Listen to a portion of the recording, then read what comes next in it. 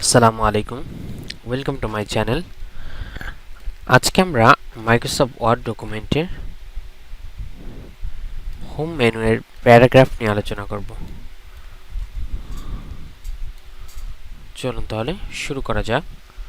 প্রথমে আমরা প্যারাগ্রাফের যে অপশনগুলো আছে এই অপশনগুলোর কাজ সম্পর্কে জানব। সো এই কাজগুলো দেখার জন্য আমরা ফার্স্টে কিছু টেক্সট এখানে ইনসার্ট করে নিব। Insurance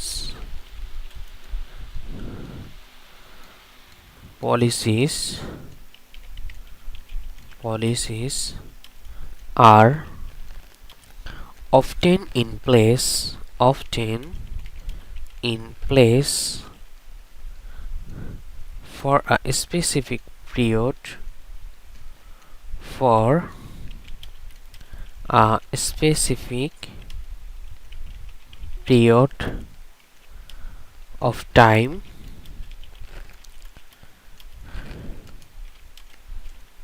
This can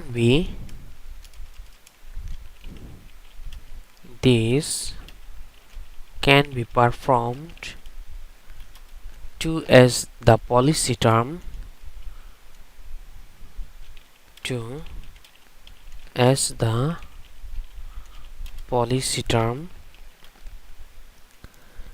at the end of the term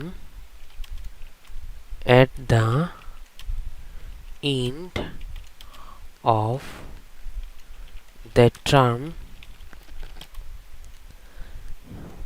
you need to renew the policy. You need to renew the policy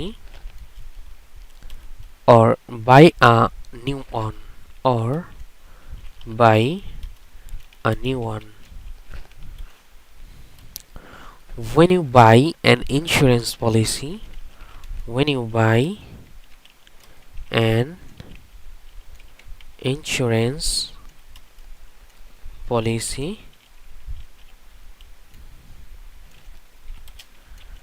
part of your responsibility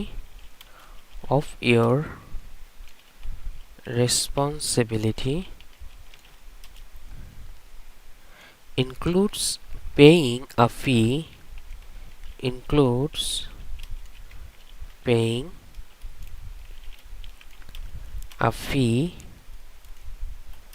called a premium.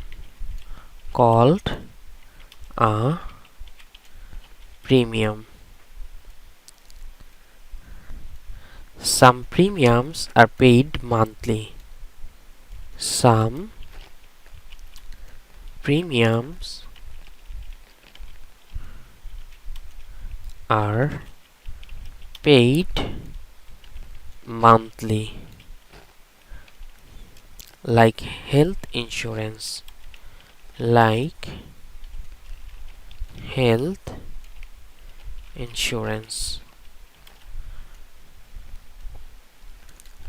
Others may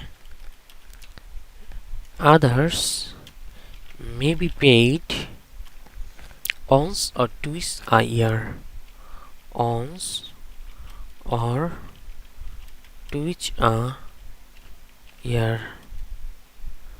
Like auto or homeowners insurance.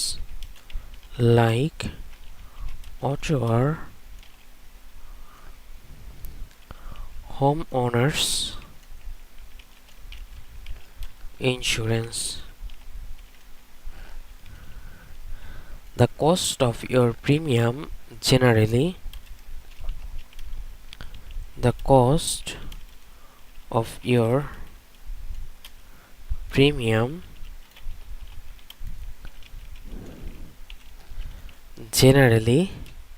depends on how much of a risk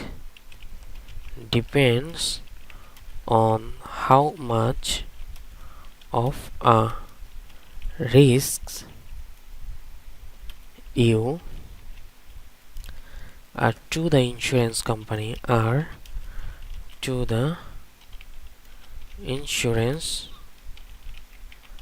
company. In addition to the premiums, in addition to the premiums,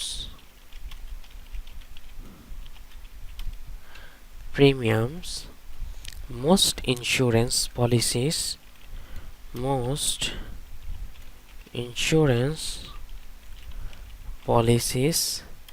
include a deductible,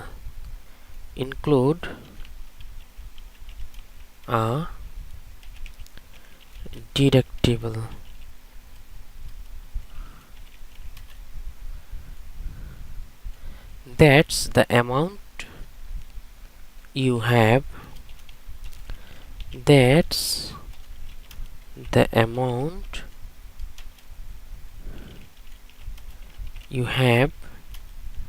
to pay first before the insurance company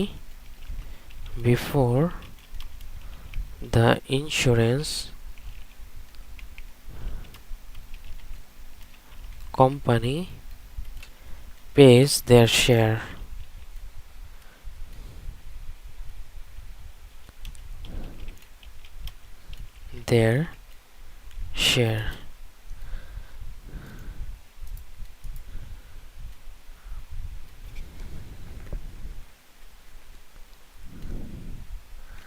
For example,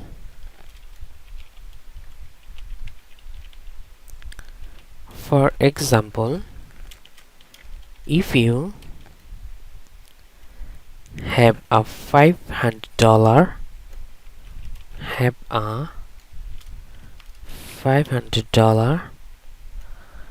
deductible on your homeowner's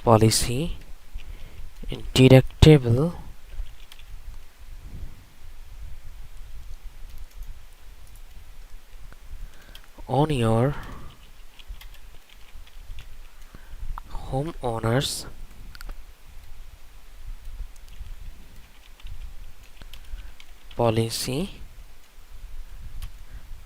and a storm causes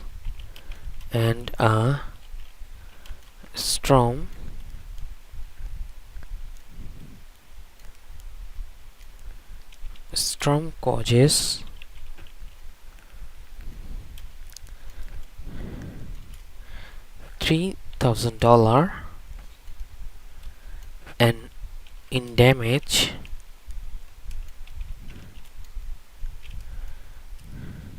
you will pay $500 and your insurance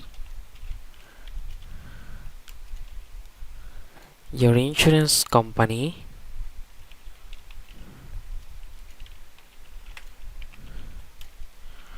will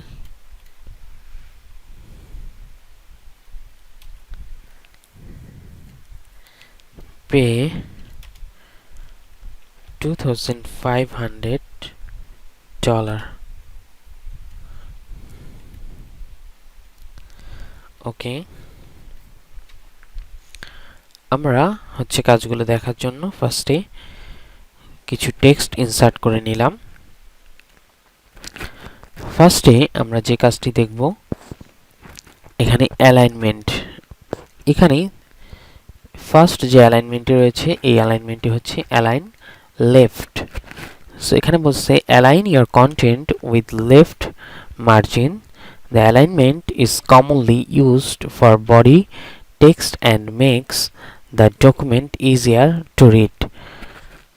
So আমি যখন কোনো একটা প্যারাগ্রাফে left alignment use করব, তখন ওই লেখাটার বা ওই প্যারাগ্রাফটার শুধুমাত্র লেফট সাইডটাই হচ্ছে অ্যাকুরেট থাকবে, একদম সমান থাকবে, এবং ডান সাইডটা দেখবেন এলোমেলো আছে।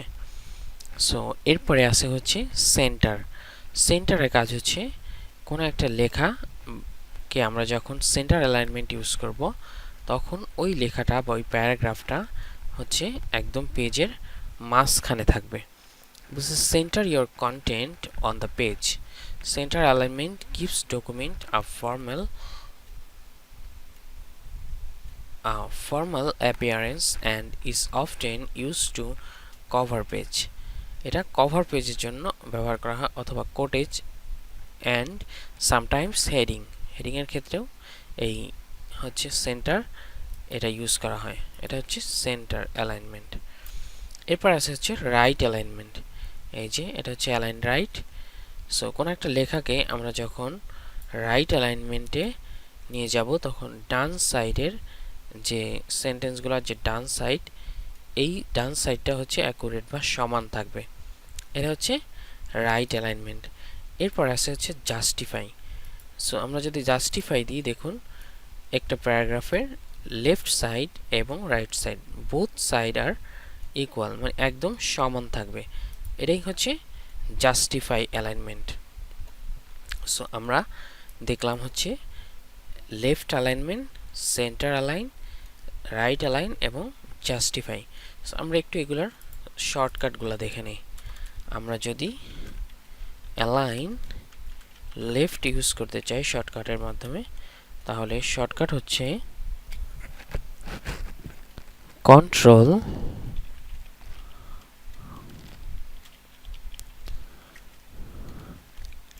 এল, এবং আমরা যদি অ্যালাইন সেন্টার ইউজ করতে চাই তাহলে শর্টকাট হচ্ছে কন্ট্রোল প্লাস ই, এবং অ্যালাইন রাইট যদি আমরা ইউজ করতে চাই তাহলে শর্টকাট হচ্ছে কন্ট্রোল আর, এবং আমরা যদি জাস্টিফাই অ্যালাইনমেন্টটা ইউজ করতে চাই, জাস্টিফাই এর শর্টকাট হচ্ছে কন্ট্রোল প্লাস জে। এটা হচ্ছে জাস্টিফাই এর শর্টকাট। এরপরে এখানে কিছু আছে বুলেটিন। সে বুলেটসগুলো আমরা যখন কোনো লেখার মধ্যে একাধিক অপশন তৈরি করতে চাই, যেমন এরকম দিয়ে আমরা লাইন বাই লাইন বোঝাতে চাই, তখন আমরা হচ্ছে এই বুলেটিনগুলো ইউজ করতে পারি। যেরকম টাইপস, বিভিন্ন রকম টাইপসের ক্ষেত্রে এই বুলেটিনগুলো ইউজ করা হয়। এরপর নাম্বারিং, যে এখানে দেখুন রয়েছে নাম্বারিং। আমরা এটাকে 1, এটাকে সাপোজ আমরা দেব 2, এটা হচ্ছে 3, এরকম নাম্বারিং দিয়ে আমরা হচ্ছে লেখার জন্য এই বুলেট নাম্বারিং ইউজ করতে পারি। এরপরে এটা হচ্ছে ডিক্রিজ ইনডেন্ট, মানে আমি যখন এটাতে দিব এটা বাম দিকে একটা টেক্সটকে নিয়ে আসবে, এটা হচ্ছে ডিক্রিজ ইনডেন্ট। যখন এটাতে দিব তখন ডান দিকে নিয়ে যাবে একটা লেখাকে, যে দেখুন এক এক ট্যাব করে এক ট্যাব পরিমাণ জায়গা এটা হচ্ছে ডান দিকে সরবে, আবার এটাতে দিলে ডিক্রিজে দিলে বাম দিকে সরবে। এটা হচ্ছে ইনক্রিজ এবং ডিক্রিজ ইনডেন্ট। এরপরে এখানে হচ্ছে শেডিং আছে এবং বক্স আছে। এটা আমরা হচ্ছে বর্ডার আছে, এটা আমরা হচ্ছে যখন টেবিলের কাজ করব তখন আমরা হচ্ছে এই অপশনটার কাজটা দেখব।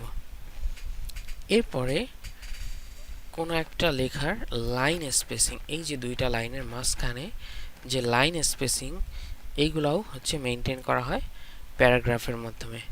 সো আমরা যদি প্যারাগ্রাফের এই যে ড্রপ ডাউন কর্নারের যে সেটিংস বাটনটা আছে এখানে যাই, যাওয়ার পরে এখানে দেখুন লাইন স্পেসিংটা আছে হচ্ছে মাল্টিপল।